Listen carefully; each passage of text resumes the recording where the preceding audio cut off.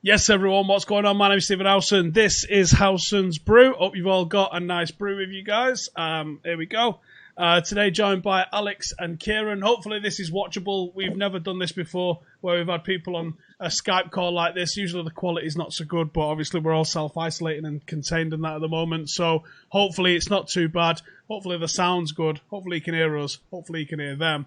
And hopefully this all works. Happy days. Get your questions in, get your comments in, give the video a like. Hope everyone's happy days at home. But yeah, come and join us. It's time for a brew. It's 4 o'clock-ish on a Monday. And you know what that means. Ciaran, Alex, how you doing, lads?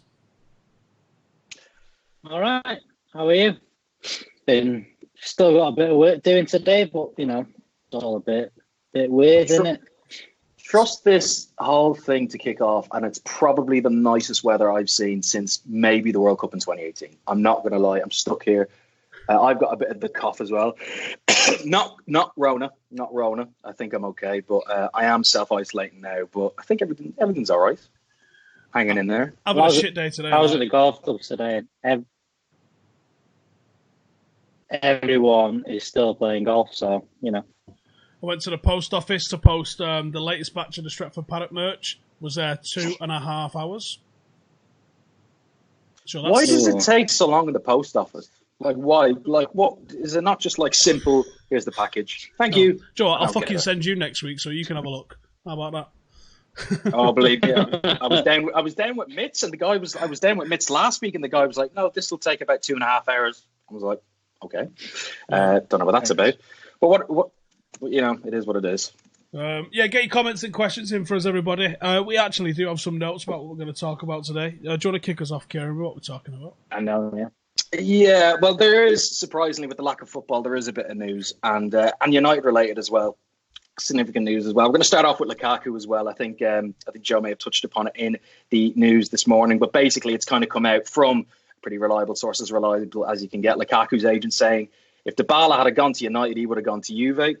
I mean, I think that's kind of what we all expected at the time, wasn't it? It shouldn't come maybe as a surprise, but some of the quotes he's coming out and saying are Lukaku is wearing the Inter Milan shirt and not the Juventus shirt, not the Juventus one, because Juventus didn't end up finding an agreement between Dybala and Manchester United. Juventus have done an incredible job trying to get him. They have been the best club for its organisation, but also trophies won every season. It wins something. Lukaku at Juventus would have made many people happy. I think Lukaku at Juventus would have been an absolute frightening prospect. If you put him in that team, he will bag probably... I mean, he's banging at Inter Milan now, but Juve is a different kettle of fish completely altogether. It's a strange one. Imagine us with Dybala this year. Oof. Yeah. Well, would you consider Dybala better than Bruno? I'm not sure I would. No, his numbers have not been excellent. He's got that.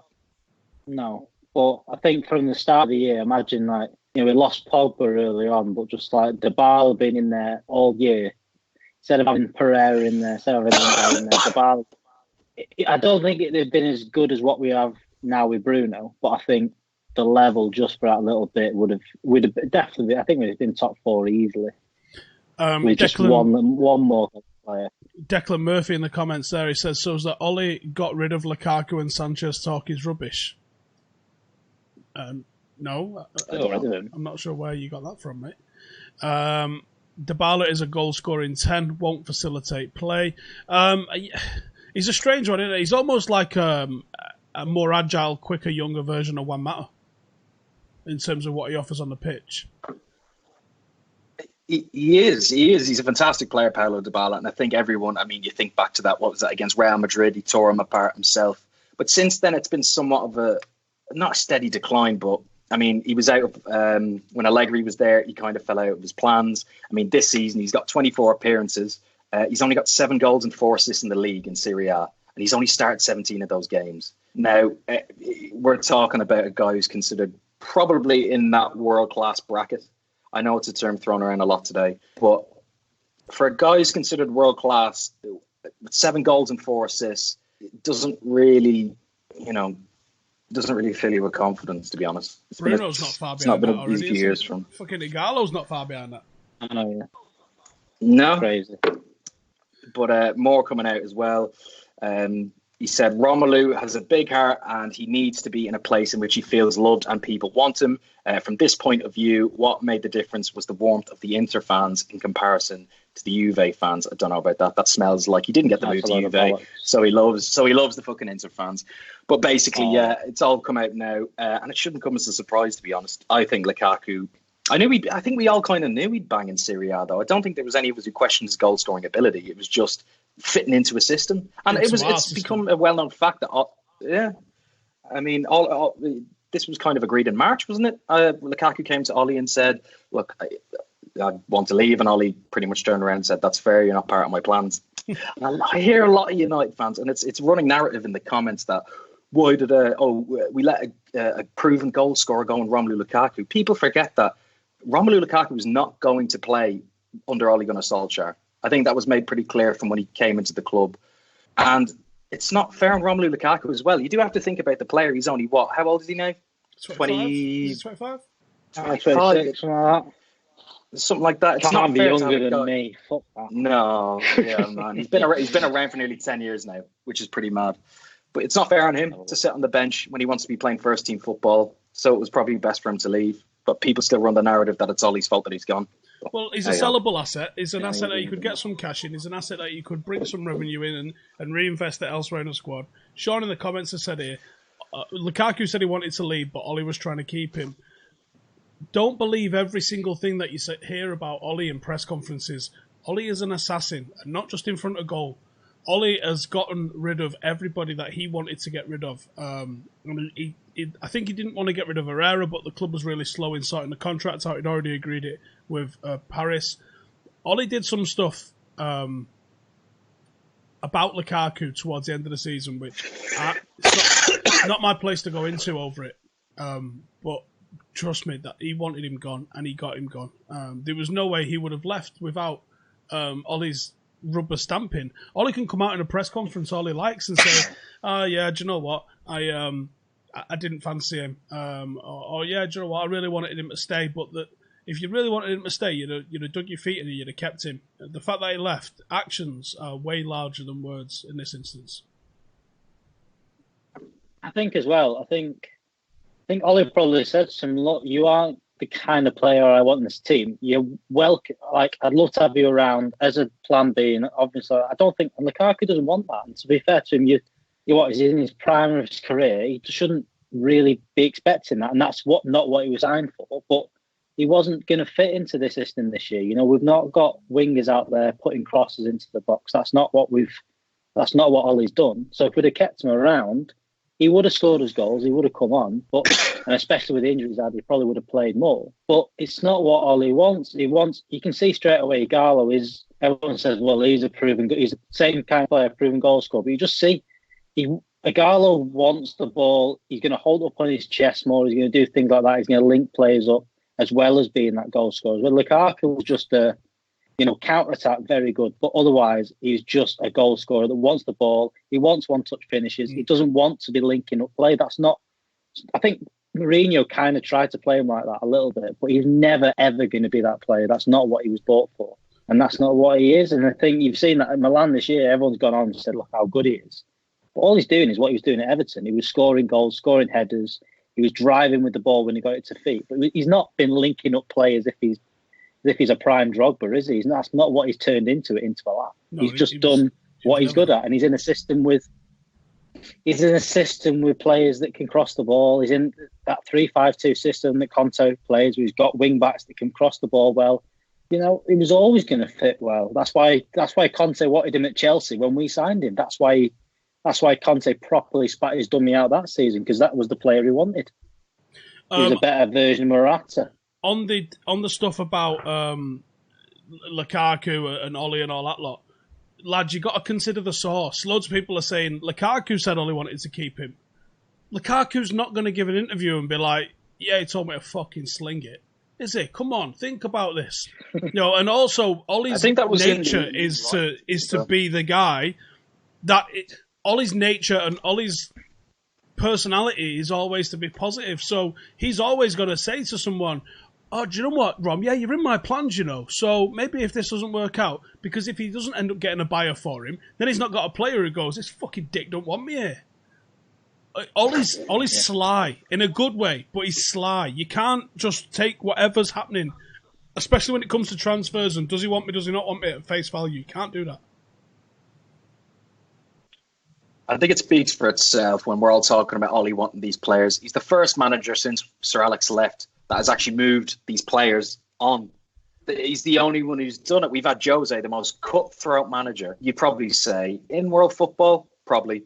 And he didn't get rid of, the likes of the Smallings, the Darmians, the usual suspects. And Ollie's the first one to slowly have that turnover of players as well. And I think just going on Lukaku saying Ollie wanted him, I think he did an interview with Ian Wright there just recently as well. I haven't seen it, but I'll take people's word for it. But at the end of the day, Ollie's the guy who's been moving these players on and no one else has. So this whole narrative of him wanting to keep these players, I think, like you said, Steve, is a bit bollocks, to be honest. Well, you saw it went with Mourinho and centre halves. In all that summer saying, this lot of shit, this lot of shit, this lot of shit. I need a new one. I need a new centre half. I need Harry Maguire. I need him. I need that. And then when he didn't get him, you're now stuck with Lindelof, who you've seen this season, good, solid centre half. He's not the best in the world, but he's a good, solid centre half. But the mistakes he was making that was all down to confidence. And if Ollie had ended up with Lukaku, where he'd have gone, we need a new centre forward, we don't want this lad, he's no good, he's not what we want, and then he ends up keeping him, and then he ends up like this season, he'd have probably played. Yeah. Like, imagine the confidence, we would have been in that same situation again. Imagine he'd gone to him. No, it's not in my plans. Yeah, imagine he'd gone to him in March and he goes, "Do you know what? I want to leave." And Ollie's gone, "Fucking good. You are shit, mate. You're fucking overweight. You got a touch like a skip. You're fucking garbage. And I will rather play myself than play you." And he goes, "Fucking hell, all right." And then we don't sell him. And then come the 10th of August and he's got to line up and he'd be like, Rom, do you fancy leading the line for us tonight? No, mate. Come on, man. I mean, that's an extreme example. I'm going to sit here, mate. Look, fuck that. But that's also as well, you have to try. I was just going to say, you also have to try recoup your money as much as possible. You keep Lukaku for an extra season. He makes 15 appearances in the league, bags 3 goals. You're not going to get 75 million for him. I think the club were in a position where they thought, we've invested 75 million. It's not worth. I mean, how much should we sell him for in the end? Was it near enough? Recouped the majority of the money back? Yeah, pretty much. Near enough, I think it was. Yeah, pretty much. So at the end of the day, it was a deal that worked out for everyone. I don't know why everyone's moaning. I think that when Rashford got injured and when Martial got injured and Rashford was forced to play down the middle, people started. I remember all the pundits saying, "Why is Ollie sold Lukaku? This, that, and the other." Well, it's become pretty obvious now. The issue is not having Lukaku. The issue is not having enough depth in the squad to cover when someone like Rashford or Martial gets injured. Totally. Keep throwing your comments and stuff in like that. I will read them out. Remember, you can get yourself one of these brew mugs.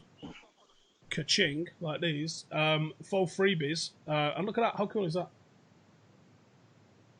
It's me and that Jesus fella. Oh, yeah, there it is. Aces, isn't it?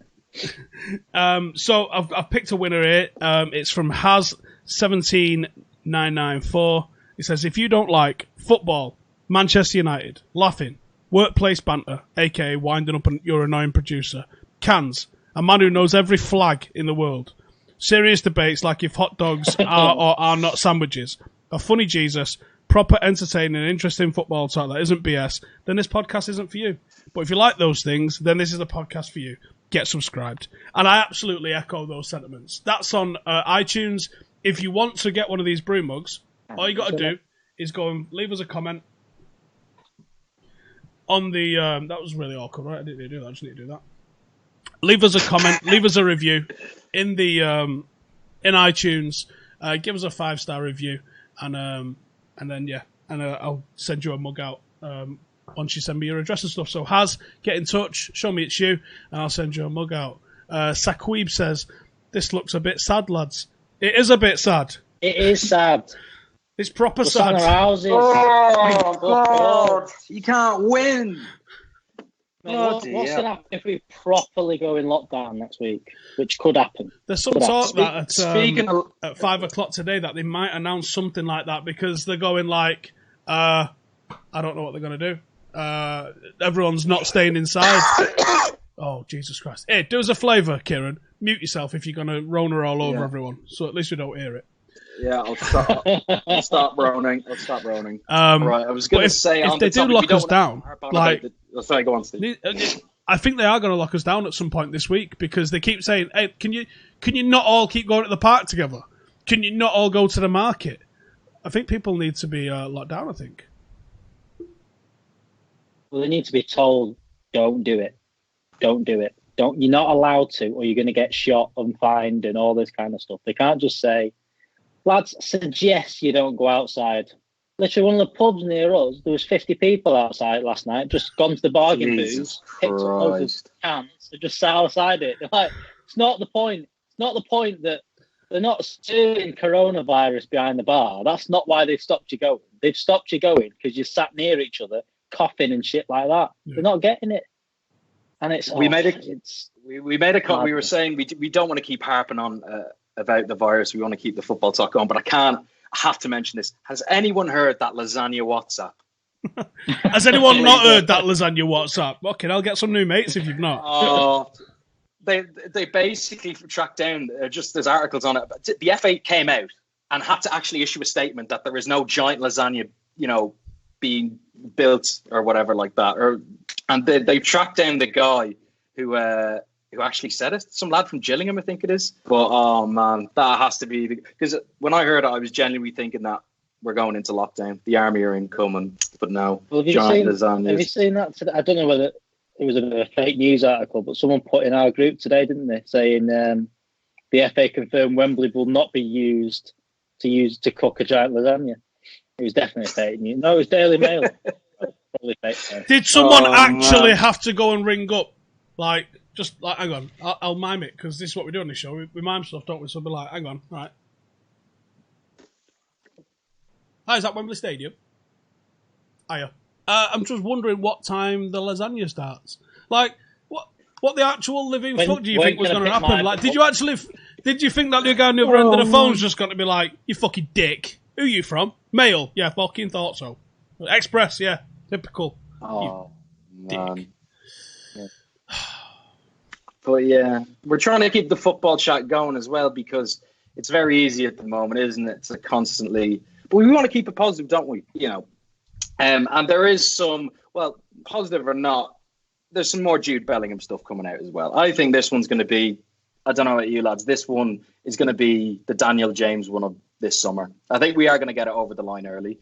25 million was the figure I saw floating around earlier. Lot of scratch. But apparently, and this can't be true, the Birmingham Live reporting that Jude Bellingham is going to earn more money, I don't believe this, at Borussia Dortmund than Manchester United if he chooses to go to Germany.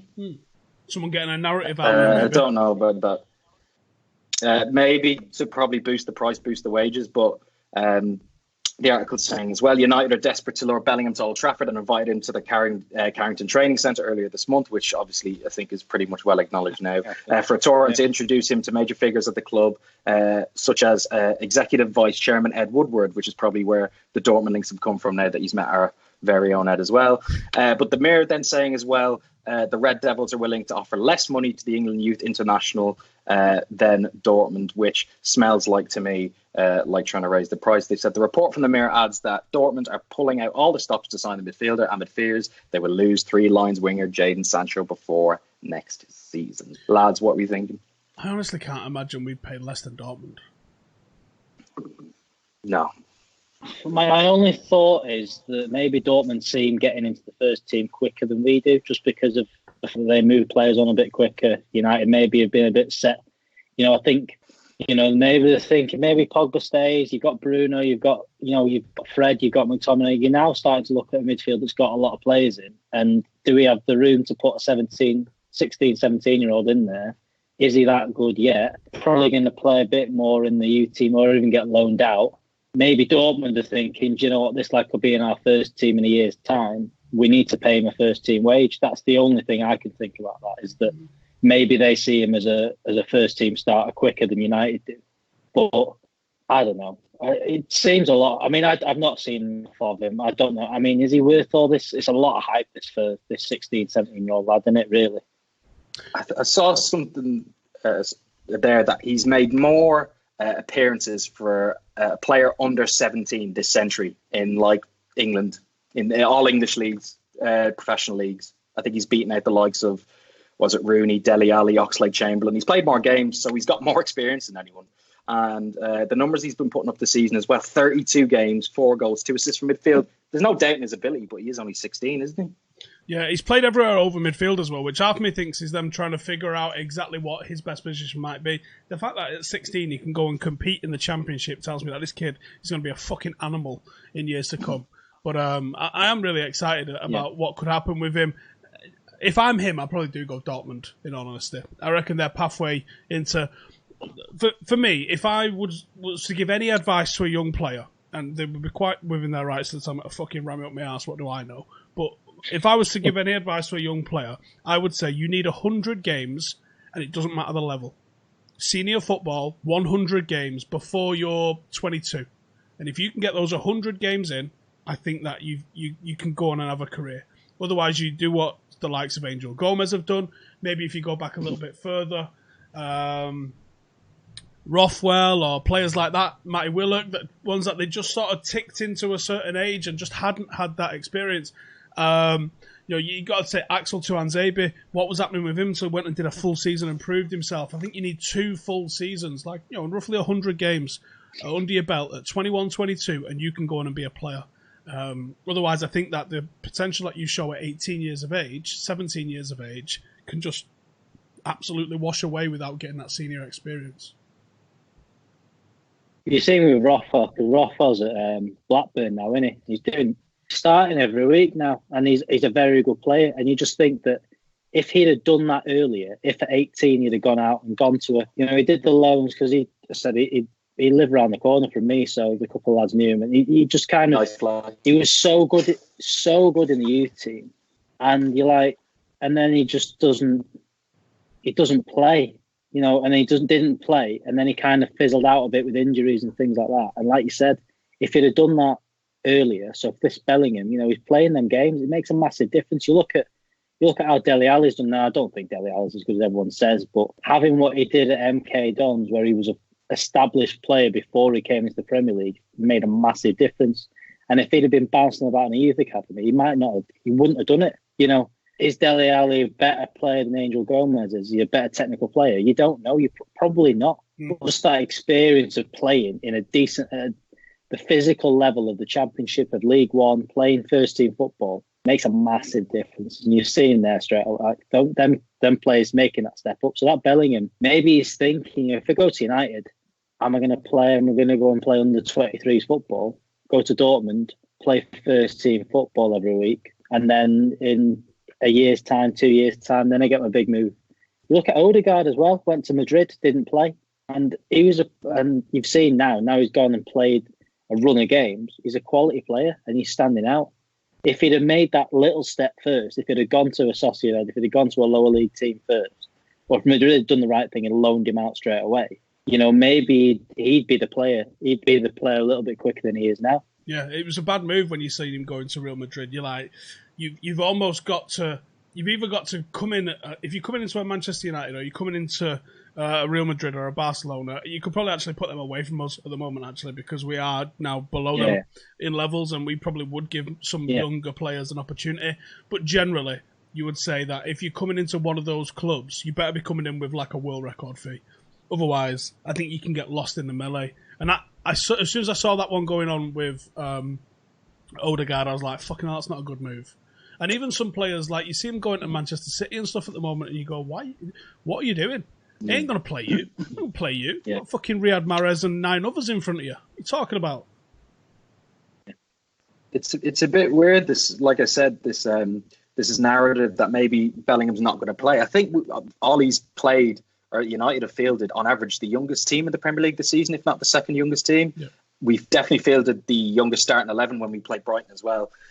And I mean, just look back to last summer. Who would have thought Dan James would have played as many games as he has this season? I mean, I think he's started the majority of Premier League games as well. I've been hard pushed to find many players who played more minutes than him. We all thought that he would come in and kind of play second fiddle, or kind of play maybe the cup games and maybe fight for a place in future seasons. But it's not. He's been kind of a consistent cog in that United system. Whether he deserves to be there or not, I don't know. But I mean, there is a chance that Bellingham could come and could be kind of thrown into at the deep end at 17 years old. Stranger things have happened as well. And you'd imagine the fact that they're willing to pay, or as reported, they're going to pay 25 million for him, that he's got a lot of ambition for this lad, that he's going to throw him in at the deep end, and he is going to be given that chance next season, or maybe give him 6 months. Because look at Hannibal Mejbri now. He came in last summer from Monaco, and there's people talking about him now getting a call up to the senior team because he's only had 6 months there as well. So I don't think you can discount Bellingham maybe going into the first team straight away. No, he's been mint as well, Mabry. I think that's a good shout. Yeah. He's been excellent, to be fair. The worry is, a lot of people saying we need to loan out more of our youth players. I agree. I think that a lot of our lads, they do stay in the youth team maybe a bit too long and they don't get that experience. The problem is, though, the worst thing, you don't want to turn into Chelsea. You don't want to turn into a team that's got 40 players out on loan and it just kind of get lost in it. That's the gamble you take in doing this, because you still need to field them players and you still need them at a decent level. You don't want your under-18s, under-23s losing every week. You still want them competing. So getting rid of them. And that's the other thing, is I think United want to keep them there so that if there is an injury or they do see that little spark, that they just go, right, let's throw you in. The problem with loaning them out is you can't just do that. You can't just say, right, well, you're going to start this week. If Rashford had been on loan somewhere, yes, I mean, he'd have got up to that level anyway. But would he have got that start that time? Would he have got that start when Martial and Rooney and everyone was injured? Would he have got that chance? And would it have happened as quickly? So that I think is in United's mind. I think they always want that option of throwing in the youth player on the bench, or they want to throw him in if we do get the injuries. But again, it's looking at the long term. You see how Chelsea have done it, and there's a couple of, now it's kind of with a manager that's willing to do it. I think they've seen a bit of promise where you've got Mount, who's the other lad that's done it, Abraham, where they've had the loans come back and they play it. But since before then, they weren't getting the chance. They weren't coming back in and play. They were just kind of going out on loan and disappearing because they were signing on top of them. They were signing players in them positions. They weren't doing it.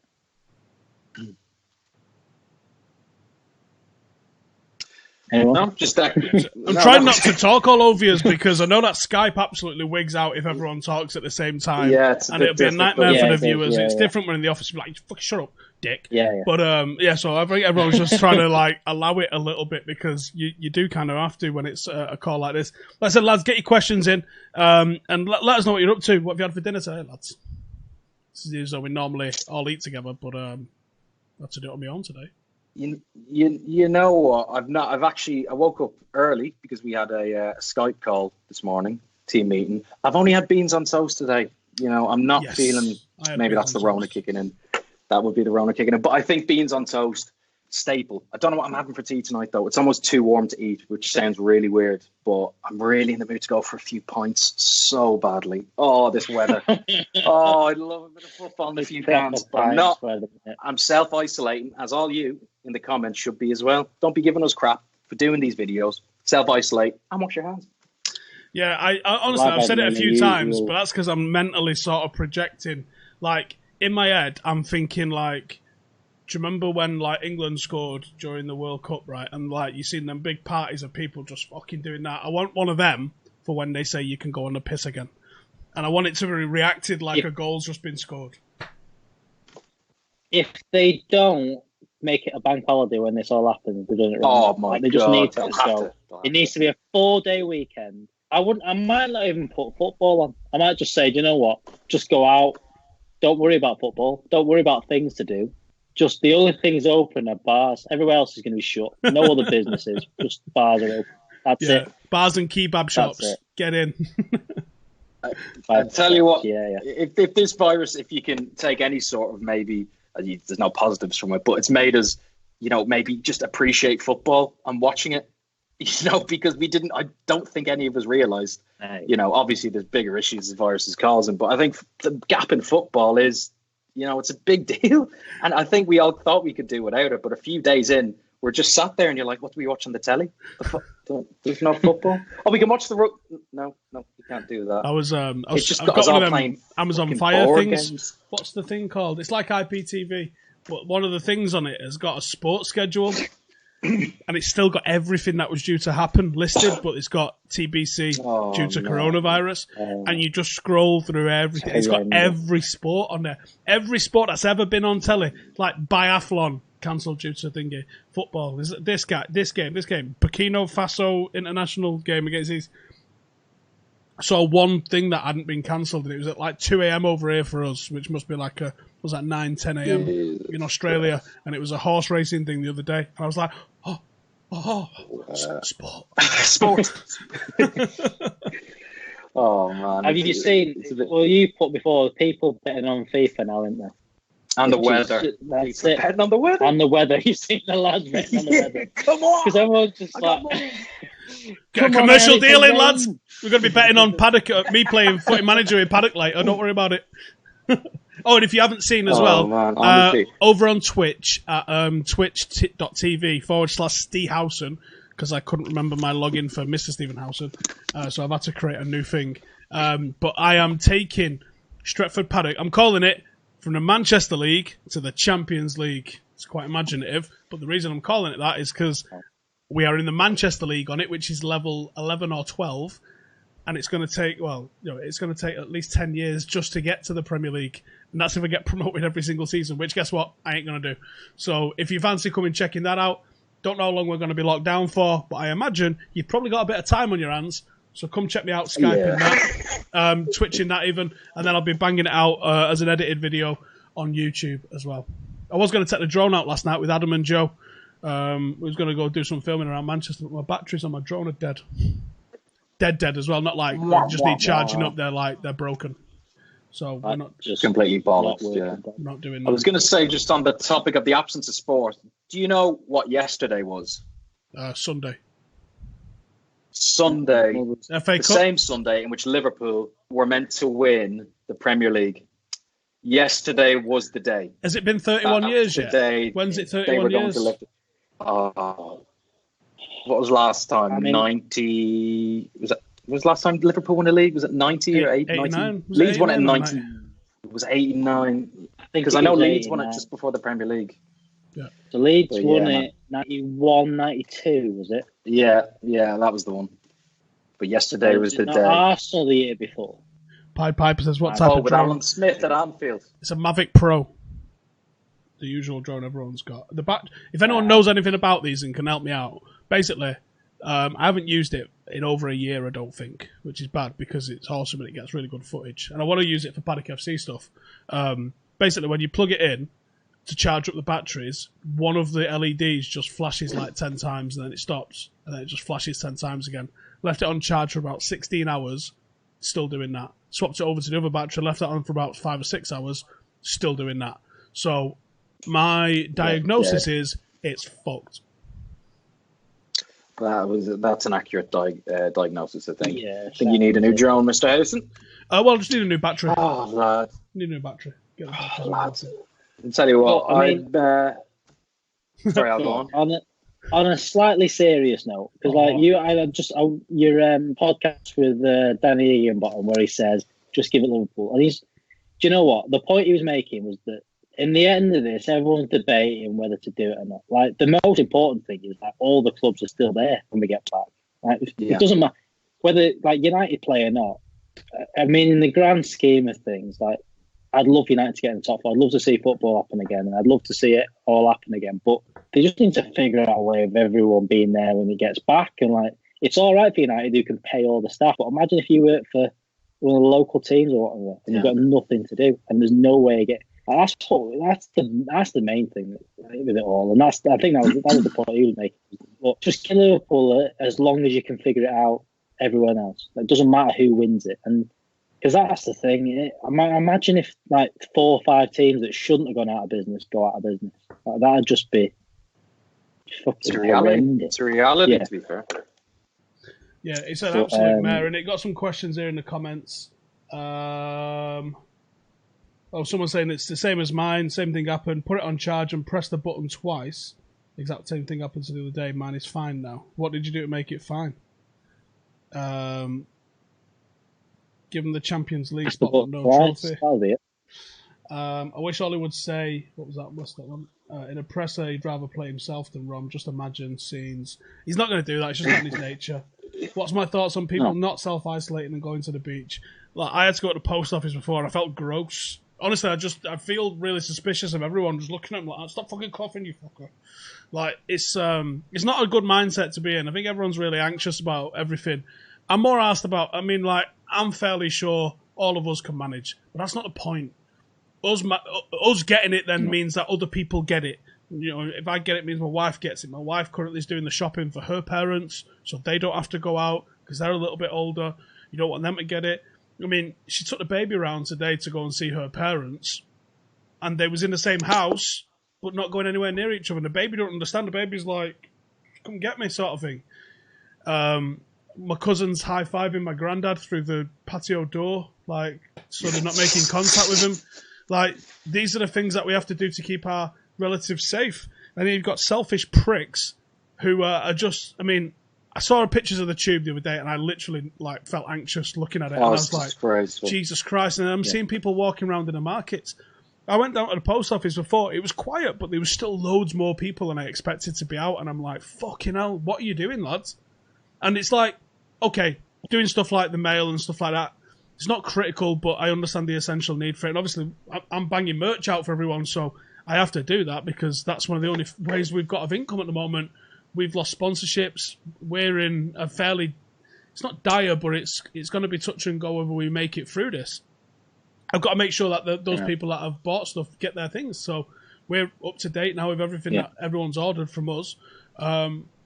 And you think other people are in there doing businessy stuff. There's no one, I don't think, around here that I've seen at least, just frivolously fucking around.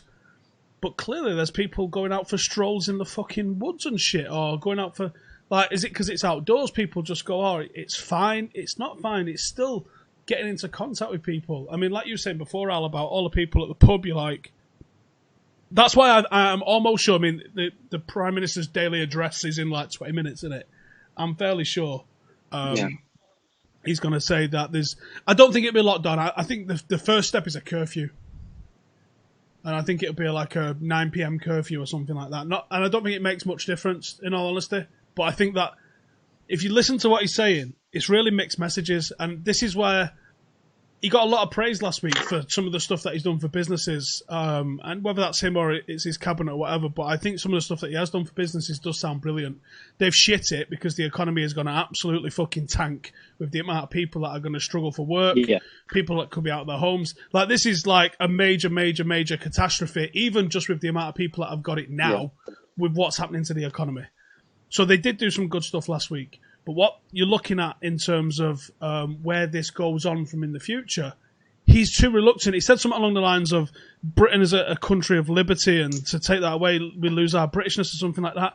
Look at how China, if you believe China, and I'm not saying I do, if you look at how China curtailed it and how Italy's curtailing it, you've got to fucking lock people in their own houses. It's for their own good. You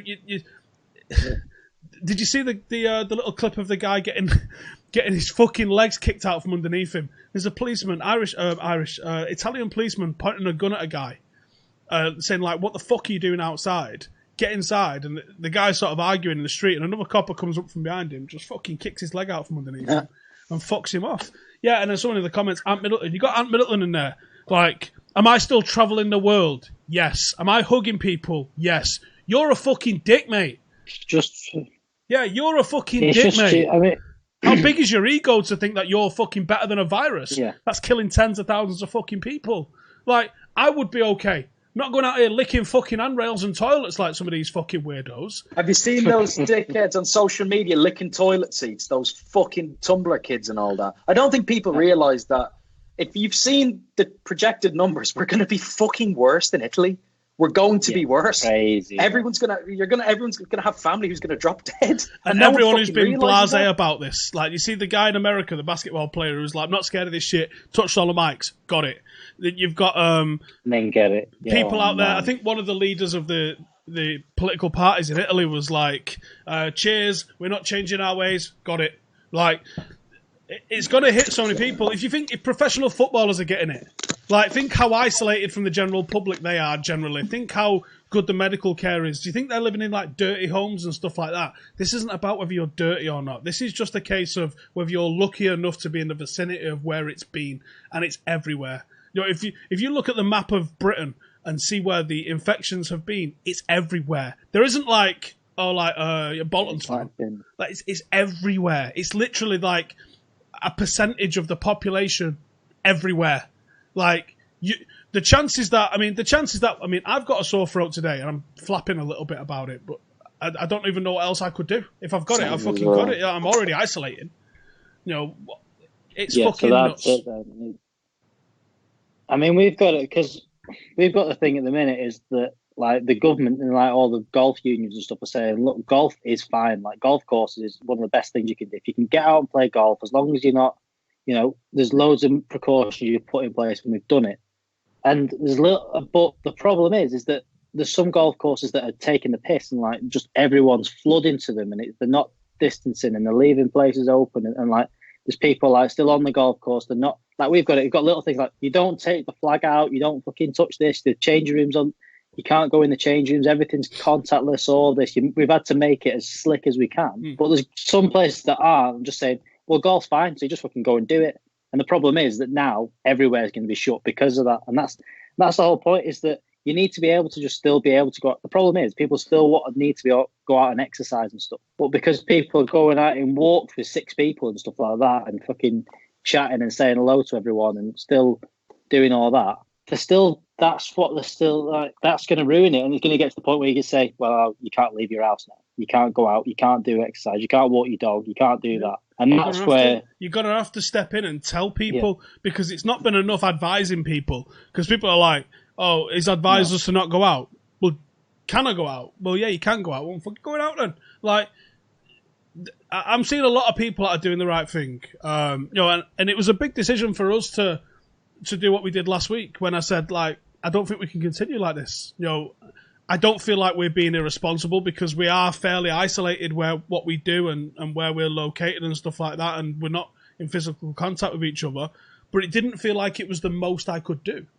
So, you know, for me as your boss is like, I was like, I think we need to fucking close and go home and do it. Now, us doing that, we lessen the product that we make, hence this. But ultimately, we've got to think about it. Like I said, no one who works with us is a vulnerable person. No one that works with us, apart from Cam, but he's vulnerable in a different way. No one who works with us is one of the risk categories. The chances are, if we could all get it together and all be fine 3 days later, that's the crack. But it's not about us. So people have to stop thinking like, I'll be all right if I get it. Because I saw that video the other day of the woman that was in her 30s. She said she's fit and well, shouldn't have any underlying health issues. She needed oxygen to be able to get through. Here's the problem. You might survive with medical treatment. I might survive with medical treatment because we're young and we're relatively healthy. Just a little bit of a piss can. But what happens when all the beds are full? That's when you die. That's when I die. That's when the average 30-year-old is in real fucking trouble. Because you would have survived, but now 25,000 people in your local area have got it, and there was 2,000 beds. And the corridors lined with people that are all fucking hocking it up all over the gaff. And if you do get a particularly serious dose of it, you're fucked. So everybody, it's not about you. It is not about you. It's about the vulnerable people in our society. We're probably going to get it at some point, but let's get it later down the line. If we have to get it, we have to get it. But let's do everything we can to delay getting it. Because if everybody... Look, there is a point where if tomorrow morning everybody woke up with it, who's going to treat you? Now, it's never going to go down like that. But, like, that is a possibility. It's a very minuscule possibility. But that is a possibility. If the entire country was infected, who the fuck is looking after you? Nobody. Who's driving you to the hospital? Nobody.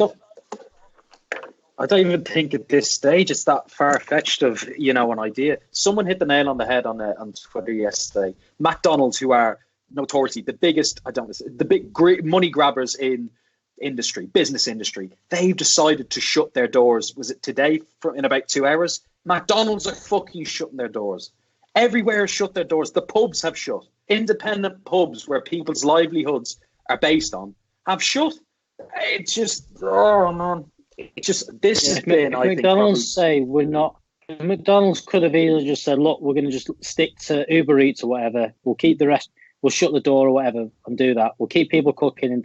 And even they went, nah, it's not worth it. We can't do it. Because they'd have made a fortune. Fucking every local takeaway is making a fortune. You're not telling me McDonald's wouldn't have made an absolute killing off it. And they've just gone, no, can't do it. Nando's have done it. Loads of places. We drove past the McDonald's the other day and it was closed. The shop part of it. This was Friday or Saturday. The shop, like the restaurant part, was closed and there was an enormous queue for the drive-through. And I was like, oh, I guess they must have closed the front of it, which is sensible. But then again, they've made the decision, nah, fuck it. Now the issue is obviously the people who work in those. What are they going to do? But you know, like I said, we said on the call this morning, you know, we've got people who work for us who can only work for us when we're working. And those people aren't getting left behind from us. We're going to find other things to do, and we want to keep everyone that we've got as a team. We start together as a team, we finish together as a team, and if it goes tits up, well, it goes tits up together as a fucking team. So you know, that's my thoughts on it. But everyone needs to stop being a selfish fuck. Stop letting this spread. And the sooner you do it, it's one of them, innit? Like, if you delay and delay and delay fucking doing something, it becomes a massive job. But if you just go and get it out of the way, it's not a big job. So get your fucking self isolated. Sit in your fucking house. Watch Netflix. Go and watch the weird shit you never thought you'd fucking see. Go back and watch every fucking podcast we've ever done. Someone was saying before they've just out of boredom went and watched our Tranmere watch along. Go watch that if you want entertaining. That's 2.5 hours of fucking idea. Absolute brilliant idea. Go and watch all that shit and wait it out. It'll be a couple of weeks, 3-4 weeks or something like that if everybody did it properly. But because some people are fucking selfish and they don't want to change what they're doing, it's going to drag on for months. And then you keep going out and going, I'm fucking bored of this, there's no fucking football. Get your fucking self inside, it'll be back quicker if we get over this thing. But you've got to lock it down. South Korea have done it, Italy have done it, China have done it. And they're still getting fucked. We're not even doing it. We're just, I'd say 70% of people, it feels like, are carrying on like fucking normal. And that's not going to go down well. I think there's the carry on at normal. The worst people are the ones that are going, oh, what a great time, this great fucking holiday, this going. And the kids are home and they're going, oh, I'll tell you what, just go out with your mates. No, don't go out with your mates. You stay away from them. Don't get into contact with people. That's the way, you know, that's the thing. I mean, there was the excuse before where they hadn't sorted out any measures for businesses and things like that. They'd said, look, you can't do that. But there's no excuse now. If you can't, your business will get going, and it's shit, and it'll take a lot of paperwork to get around it and stuff. But things will keep going and stuff like that. You know, you can figure it out. Just fucking stay at home. That's it. I mean, ultimately, and you don't need loads. Like, you know, Ciaran had beans on toast today. I had beans on toast today. One, doesn't fucking cost class. Two, unreal. It takes fucking nothing. And unreal. Great meal. I'm gonna say it's an elite tier dinner. How about that? That's not even a discussion. That's just a fact. You've got your starch and you've got your protein. How much better is it though when you get your beans on toast and someone else made it for you, and then you find in the beans the little sausages in there because there's the extra special beans on that. That's when you know the little sausages in the beans on toast is on another level. You can buy them now. But I was going to say as well, serious question: does anyone have good suggestions for Netflix? I've just watched that Tiger Man one. Someone I saw. Oh, I watched that yesterday. Ooh, mama! Oh, that guy was on an episode of Louis Theroux like 20 years ago, like one of his old Weird Weekends ones. That guy, basically, it would take 25 minutes to explain. It would. All I'm going to say is fucking insane. Gay, redneck, freeway marriage. Mullet wearing tigers, hitman. I'm very confused. It's amazing. It's amazing. It's amazing. Oh, please say it. It's amazing. It's a bit. I tell you what, I started watching the Joe Rogan Duncan Trussell podcast today. You have to watch it to see two grown men, one in a NASA suit, one in a ghillie costume with a mask on, and gloves, talking high as anything.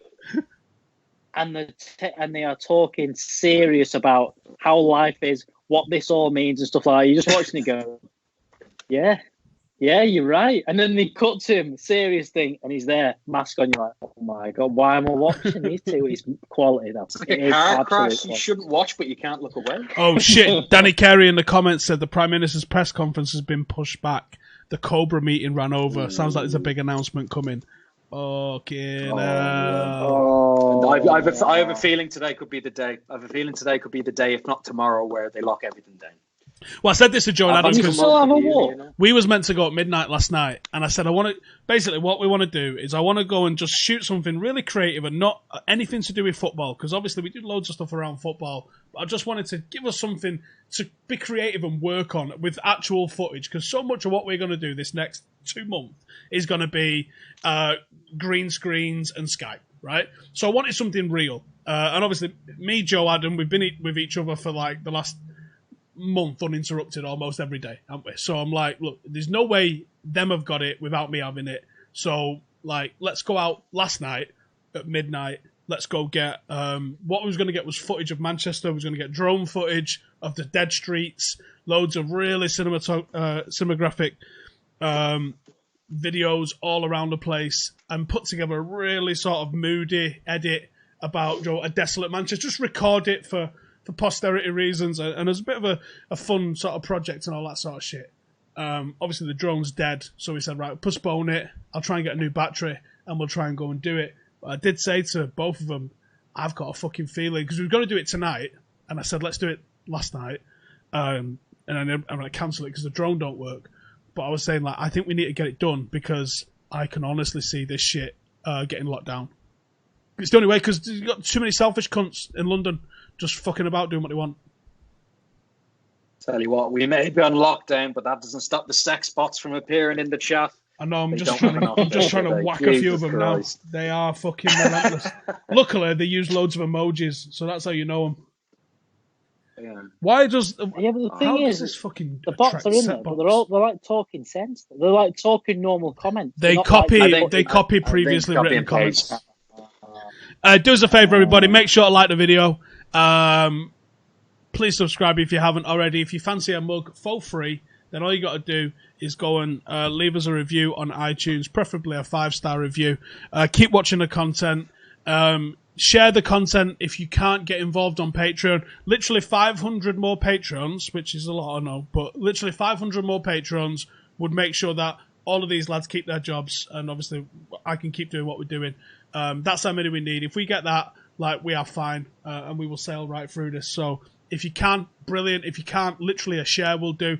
And if not, see the link in the description for what's going on in the store. You can get hats like these. There's all sorts of other stuff, and we're in the process of sorting out the away kit for next year as well, for whenever the fuck that happens. But that's it from me.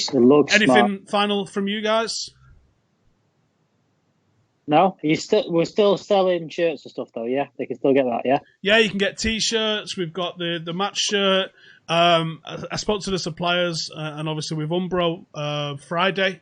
They said they're carrying on, and they're only 20 minutes away from me, so I can still go, and everything that gets bought gets embroidered up 20 minutes away, and I can get it all in the post for you as well. So it'll really help keep the channel coming. You get yourself some good stash as well if you fancy it. Support Paddock FC. Because we will be coming back fucking strong whenever we get that opportunity. Strong. And yeah, like I said, well. If you can get in the mix on Patreon, I'm doing like a nightly broadcast, like the Prime Minister, but like far better looking. And mine's going to be a bit more positive than the Prime Minister's. So if you're interested in that, as well as a Patreon podcast, as well as a vlog, as well as all the other shit that's going out there. Actually, I need to say this. This week's Patreon vlog is going to be fucking mental, because it's about a month's worth of footage, and it includes us going to the Fitzroy. It's a good one. But if you can't find it, I don't know if the link's on this channel, but it's Patreon, Stephen Howson. Just Google it. You're all adults. Check it out. Like I said, 500, and all of these lads keep their jobs all the way through it. And that's what I'm thinking. But cheers for tuning in. I imagine Joe will be back again in the morning with the news, or it might be Alex. I'm not sure who's doing them. But again, honestly, it means a lot for you guys tuning in. Hopefully everyone stays safe. and we will see you guys in the next one. Oh, it's me that has to shut it off, innit? I was thinking someone else was going to do it, but it's not. It's me. Sin a bit. You wait for your producer. Yeah, I was like, oh no, it's me. I'll do it. Right, see you later.